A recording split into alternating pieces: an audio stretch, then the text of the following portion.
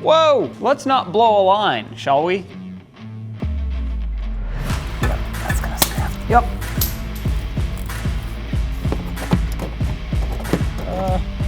Get me out. Oh, it's smoking. Oh, it's leaking. You know, sometimes with projects, you kind of, oh good, the door handle's broken. You kind of buy vehicles just to have bits and pieces of each to make one good one.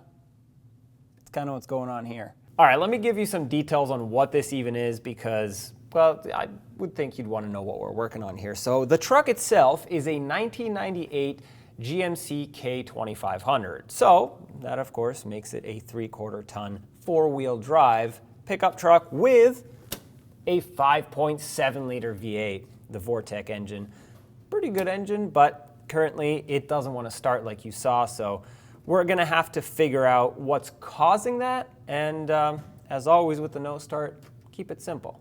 Air, fuel, compression, and spark. If it has all that, we're good to go. But one of them's not there.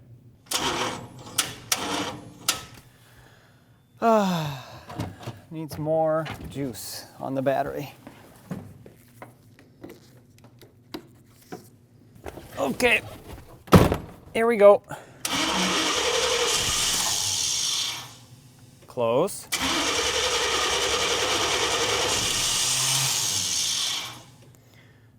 I guess that's just the sound of an old Chevy, huh? How do I get out of here? Let's diagnose some things. I think it's gonna have spark. I say that because it wanted to fire, and if it didn't have spark, it would just do absolutely nothing. So I'm gonna pull off a spark plug wire. It doesn't really matter which one. Just check it inside, seems all right. And I have a spark tester here. You stick it on the end of the spark plug wire, then you put your adapter on it, and then you put this new end, or your adapter end on your spark plug, and you put this here. Now you crank it, and if it lights up, well, we have spark.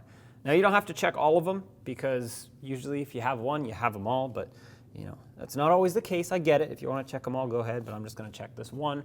I think we're good here. I'm getting that feeling, but I need to check it anyway, so that way we can check off spark off of our list.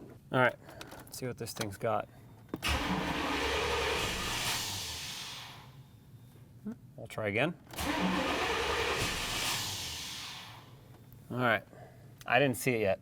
I can't be in two places at once, so did it have spark? I'm gonna go look at the footage right now.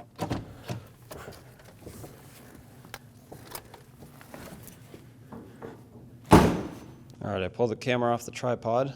Let's see if it has spark. Oh yeah. Yeah, we have spark. So that checks that off of our list. Next, I want to check injector pulse. I'm pretty sure we have that too, but we have to check it off. All right, it's time for the fuel injector test.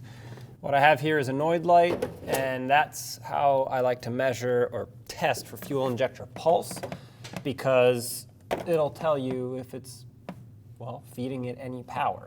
That doesn't mean we have fuel going through it, but it will mean that we have power, which means it's opening and closing. So let's get some of this stuff off of here. Because on this truck, the injector, it's called a spider injector, so it actually sits right below this box, and I guess I don't need to take this clamp off, but rather just this, and then you'll see it's one big connector that feeds everything. All right, I think I do have to remove that actually.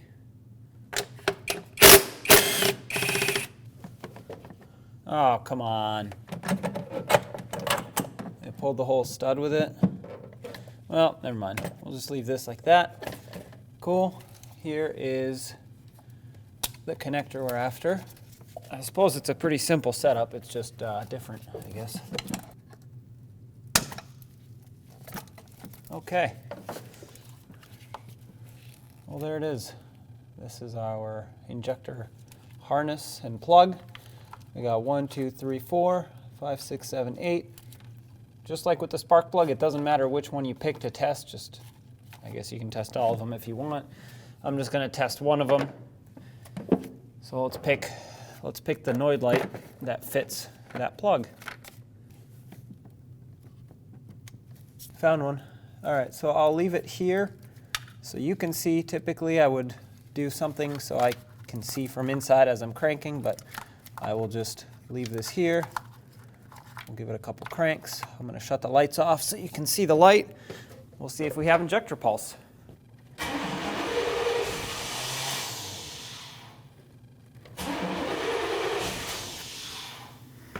All right, so you saw that we have fuel injector pulse. Cool.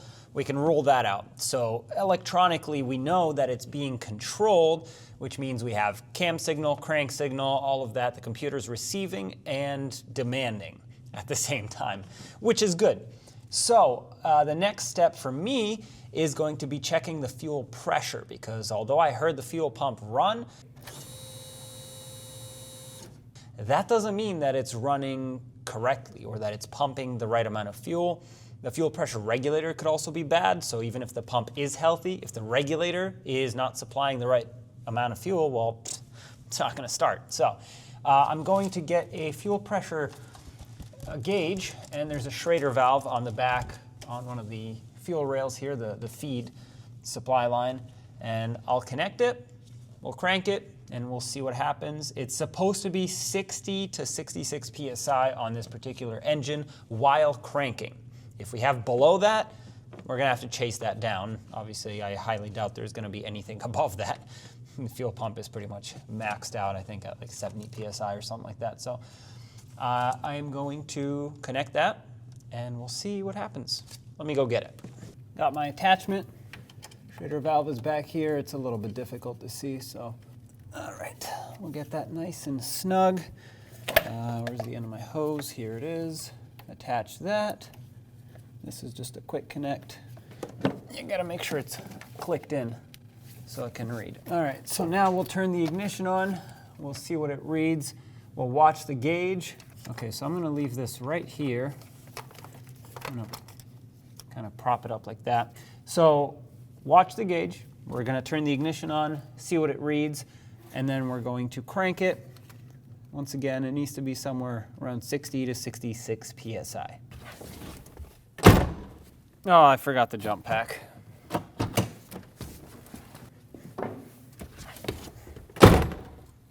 Okay, let's see what it does.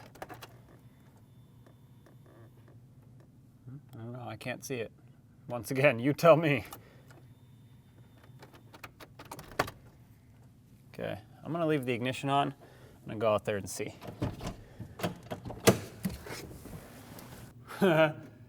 That's 20 PSI of fuel.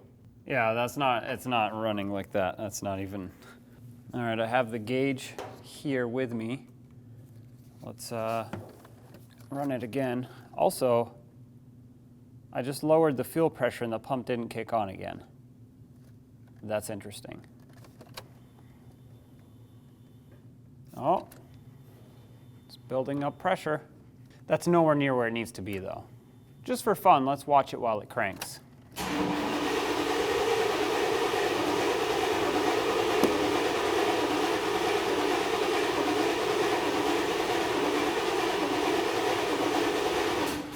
All right, so right here is my return line. It's not looking pretty, I know. This is not my setup. Okay, this is how the truck showed up. But there's a hose that's clamped onto a line over there and clamped onto a line here, which works out for me because I put about 3 clamps to completely pinch it off and restrict the return line. Now what that's gonna do is when I turn the key to the on position, prime the fuel pump, I'm gonna look at the gauge. If this stays the same and it doesn't go up to the normal pressure, well, we have a bad fuel pump because the return line isn't actually causing low fuel pressure. However, if we have normal fuel pressure here, well, that means we have a bad pressure regulator that's letting all the fuel go right back to the tank. So let's put that theory to the test. Of course, the key is stuck now. Come on, turn. Whoa! That's That's over 100. We're gonna, yeah. We're good. Well, let's not blow a line, shall we? I think our fuel pump works. Looks like we got a bad pressure regulator. Just so I can test out my theory, watch that gauge as I remove these clamps.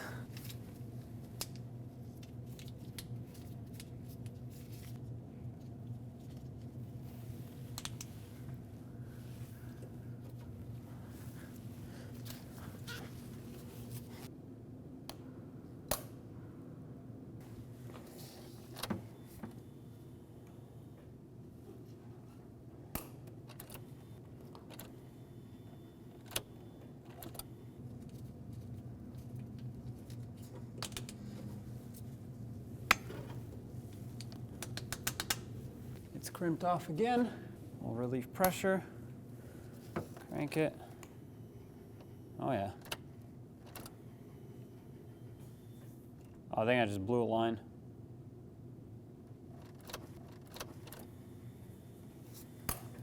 Yep. Well, considering we now need parts and a fuel hose and some other parts, I'm going to move on while parts are on their way, and I'm going to pull the spark plugs out and do a compression test. Just based on what I found, I know that the engine will run fine if we put a fuel pressure regulator on it. So when I crimped off that return line, pressure shot way up. That tells me the pump is good, the injectors aren't leaking, everything's fine. It's just that the regulator is sending too much fuel back to the tank all the time. That's why we had 25-30 PSI with the key on without the return line crimped off. So I'm going to wait for that. This particular setup is a whole injector assembly, I guess they call it a spider injector, where the regulator's mounted on the back of it. There's one main harness on top and then a bunch of different little tubes, lines, shoot to each cylinder. So for that, we also need intake gaskets. And oh, by the way, the starter is bad on this. So it does work, but I'll play the clip. It's bad. See? Told you. Yeah, what you just heard is the starter free spinning instead of shooting out and hitting the flywheel or flex plate. So that needs to be replaced. I have one of those. I'm looking at it right there. I know you can't see it, but I can. This thing needs a battery, so we'll put that in as well. But regardless, we should pull the spark plugs, do a compression test, so that even though I didn't hear the engine have too different of compression on cylinders, I just want to make sure that they're all within about 10% of each other. Oh, I need an extension.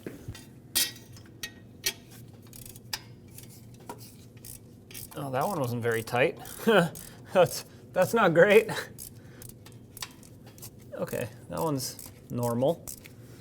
What about the other ones? I wonder if someone already pulled out that first one. Yeah, this one's fine. Okay, so we had one that was somewhat loose. That's interesting, to say the least. Huh. Looking pretty crusty, but we'll keep going.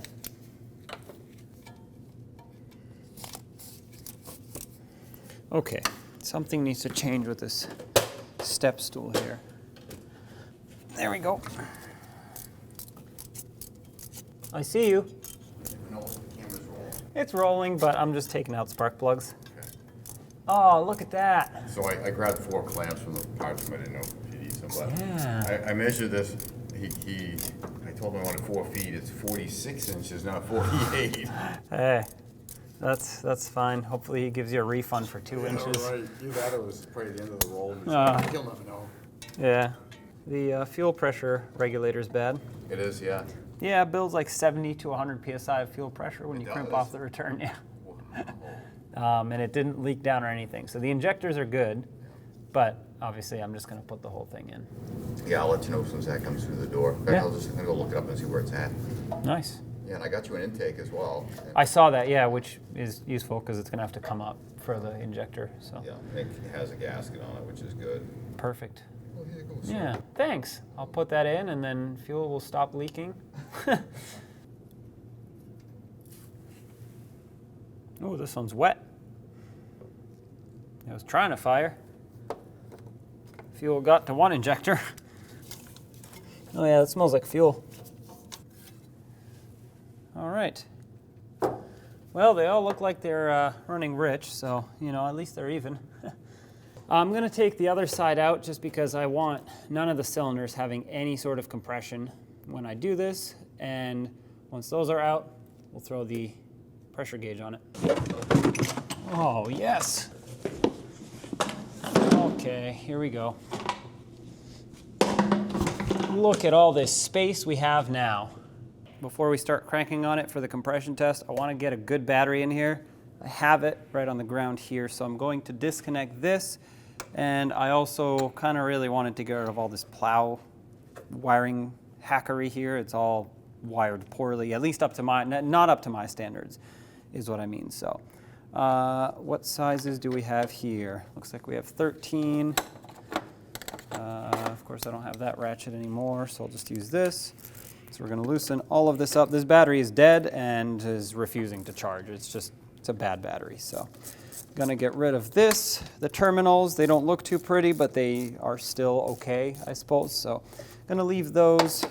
I will remove the plow wiring off of here. Looks like we have a ground that leads to somewhere. And then the power wire, which is black, by the way.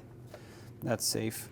You definitely don't want your power wire to be black and also the ground to be black. Okay, get this out of here. No hold down, that's fine. I don't know where this goes. Oh, to the horn. Oh, so the horn doesn't work. I just found that out.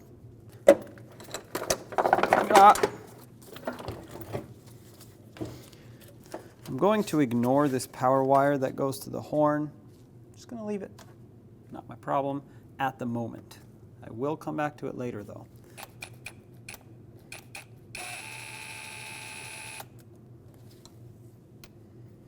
Oh, okay, so we had different sizes here because one's a 14, one's a 13.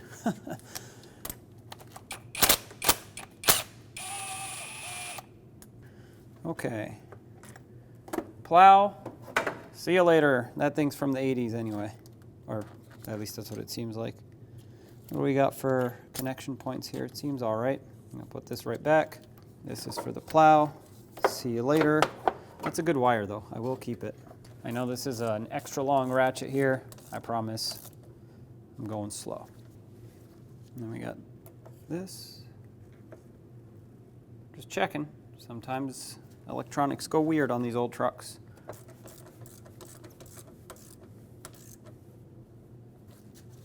So, we have a good battery in here.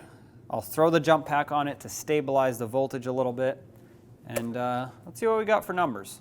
All right, let's start over here with cylinder 1. And not that I'm going to necessarily go in order of 1, 2, 3, 4, 5, 6, blah, blah, blah.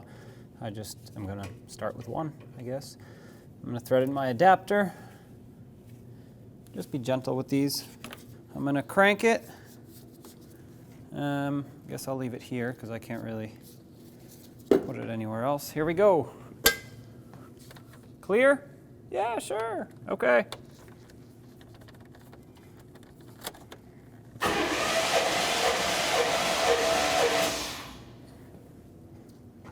$185, we'll call it. Pretty good. I suppose I should write it down, but I put it over here. So what we're looking for is for it to be within about 10% of each other. I'm not expecting the differences to be huge based on what I heard when it was cranking before, we were trying to figure out the no start. Let's do, that's cylinder 3. Here we go.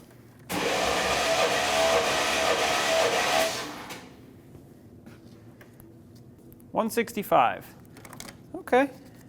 Also, when you do this and you're cranking it, count the cranks. You want it to be even between all cylinders, and I like to go 5 or 6 cranks, or compression strokes, I should say. 5 to 6 seems to get it where it likes to be on most engines. Obviously you don't want just 1 or 2, that's not accurate. But you don't want to just keep going forever because that's also not accurate. So anyway, cylinder number 5.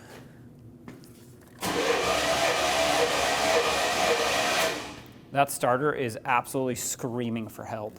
150 PSI. Okay, this one's low-ish. Cylinder number 7. Here we go.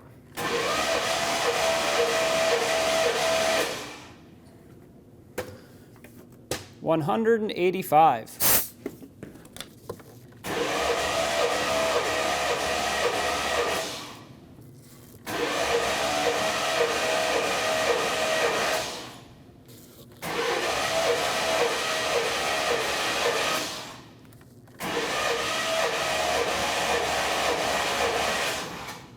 $190. Oh, that one's excited to run. All right, so I have my data here. The highest one was cylinder 8 at 190 PSI. The lowest one was cylinder 5 right here at 150 PSI. Is that excessive? Yeah, it's more than a 10% difference between those two, obviously, but it's still 150 PSI. It's not very low, so I'm not concerned. The worst that it's gonna be is maybe it'll not idle as smoothly. Maybe it'll have a little vibration at idle. That's it. It's gonna run very happily. So this engine is good, it's healthy. I'm going to put the spark plugs back in. I will be doing spark plugs later. For now, I just need to plug the hole and then get the rest of my parts in so I can make sure that it runs properly and it doesn't need anything else. I'm also going to put a new starter in it once this is done because that starter was screaming for help. And that's it. Let's get this back together. Time for the starter, which is right up here. I want to get the oil pressure switch connector off because it looks like it could be in the way. And the last thing I want to do is break it. These starters are pretty easy to replace. You just have to obviously have the battery disconnected first. I already did that. It's not a 14, it's a standard size.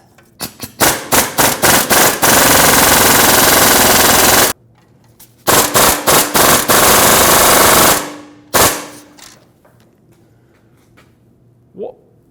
Is it super glued? Mm-hmm. That looks like automotive super glue to me.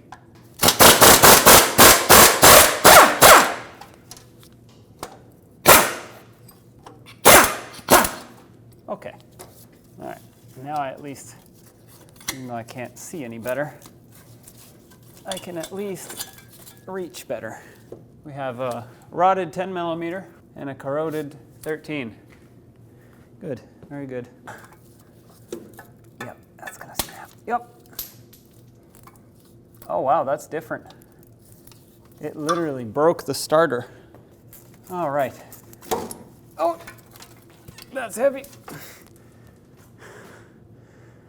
I got it. That's huge. Well, the amount of spider webs that just came down is crazy. I gotta get this out of here, or just crimp a new end on this cable, honestly. We'll see. And then I have to clean the corrosion off of this wire, and then we'll get the new starter in. How far do you think we have to cut to get fresh wire here? Not too far, I guess. All right, I made this extension harness. It's got a little connector here, a ring terminal on this side. Should be good to go. Let's put it on.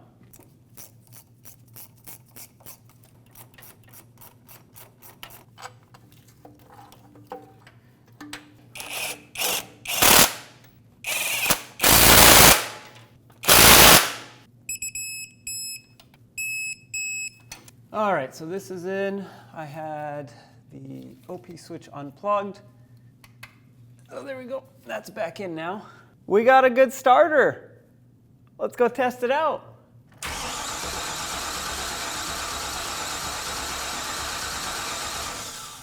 That is way healthier, let me tell you that. So not only is it spinning faster, it doesn't sound like the starter's about to explode.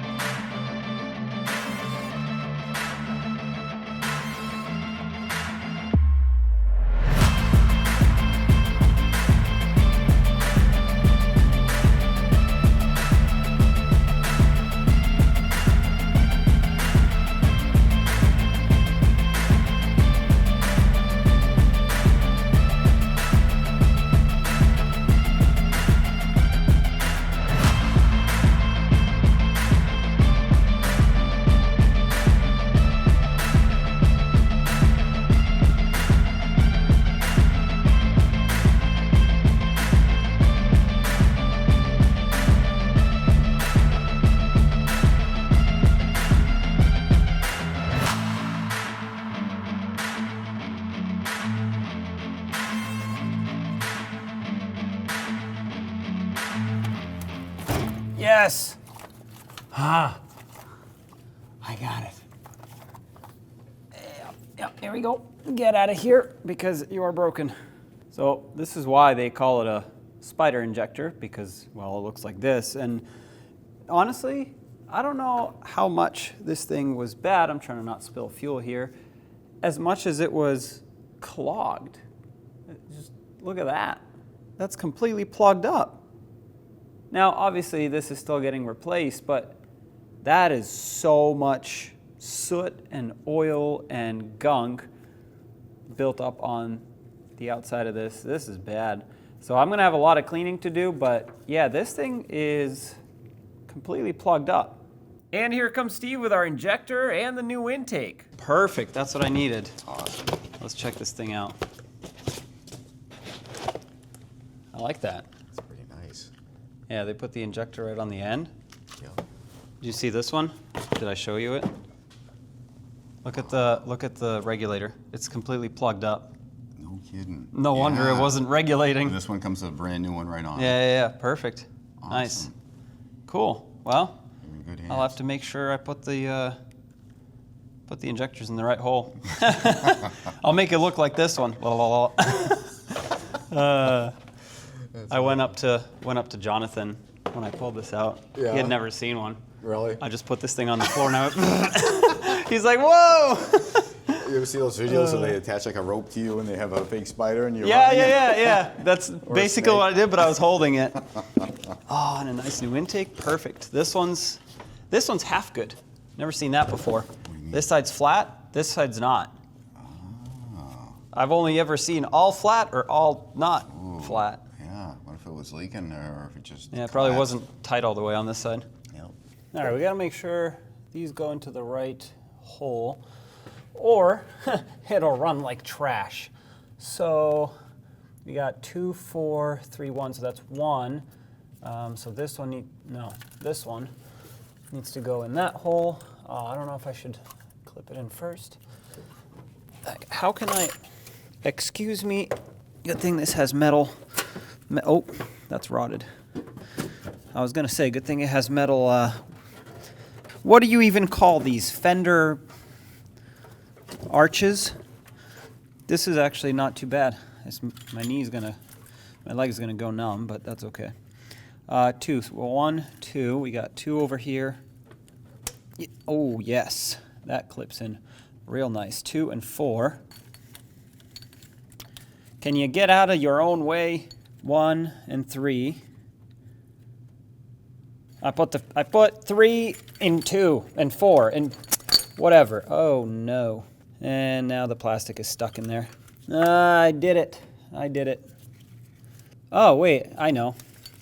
I can just take the plastic off of 4, stick it in there. It's got a little metal collar. Okay, so hang on a second. 4 goes here. Let's cap 3 off. This. I'm not a fan of this. I like regular fuel injection better. I should have probably sprayed this or lubed it or something. Anything to make it easier. I need to sit. I'm already sitting, but I can't feel my leg. Okay. You stay under here. And you clip in. End of story. All right, 2 more. This leg hurts now. That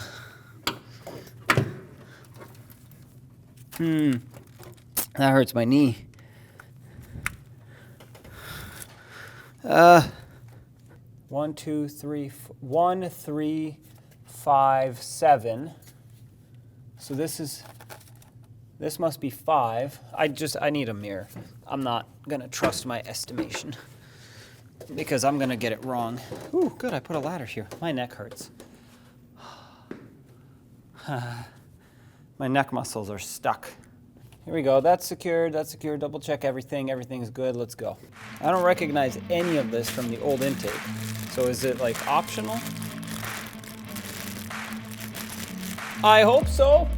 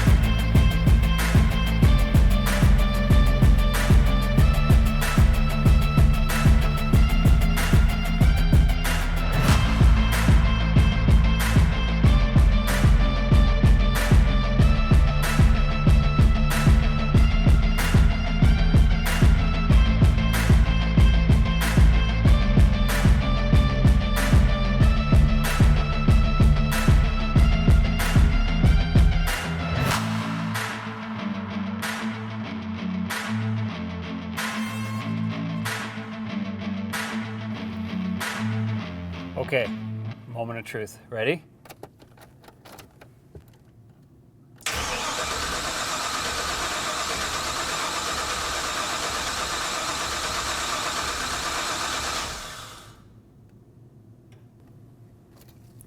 I unplugged the fuel pump.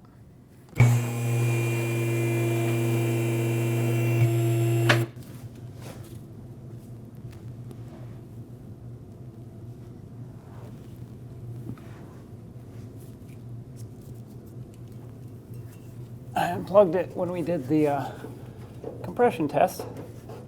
Oh.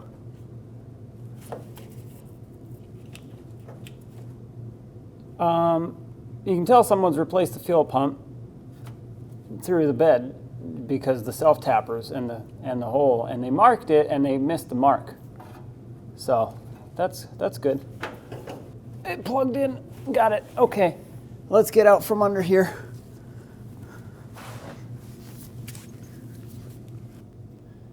So let's try again. I hear it now.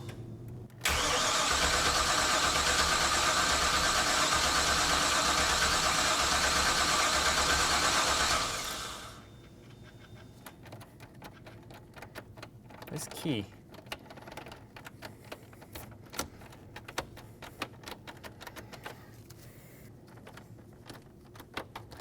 There we go. Whoa!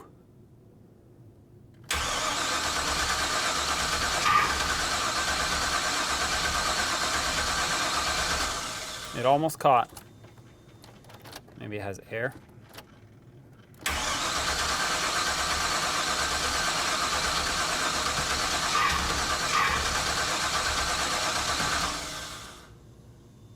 Something doesn't sound too good.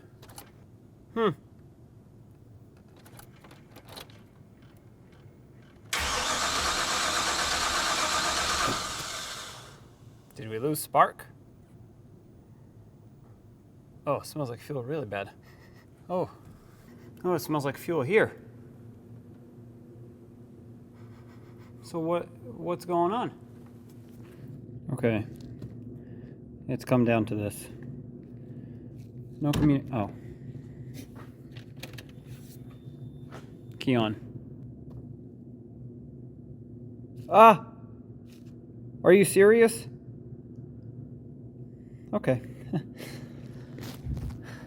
Well, I lost spark doing the fuel injector.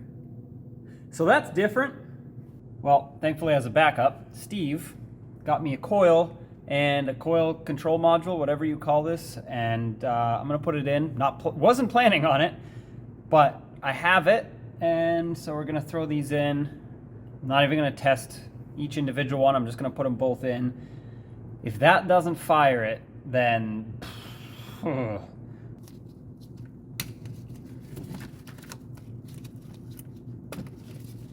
this is riveted, by the way, down there, so there's no way I'm doing that.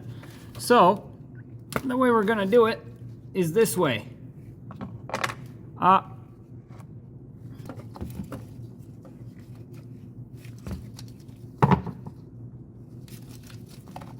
doesn't reach. Okay, moment of truth. Oh! Ah! That was like half of a crank. There's a lot of lights on.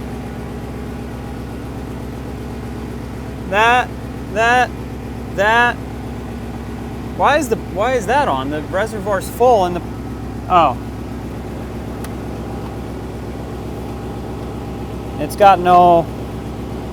It has no parking brake. There, I fixed one problem. Oh, now we have lights. Well, it runs.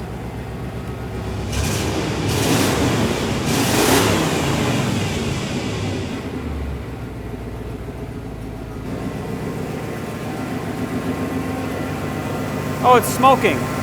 Oh, it's leaking.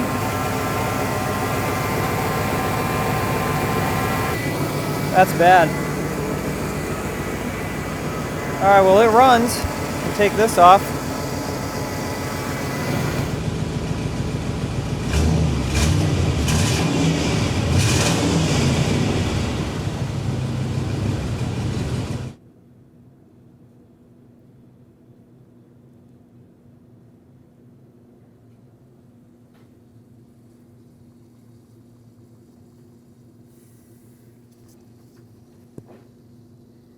There's always more fixing to do. Why would it just be good?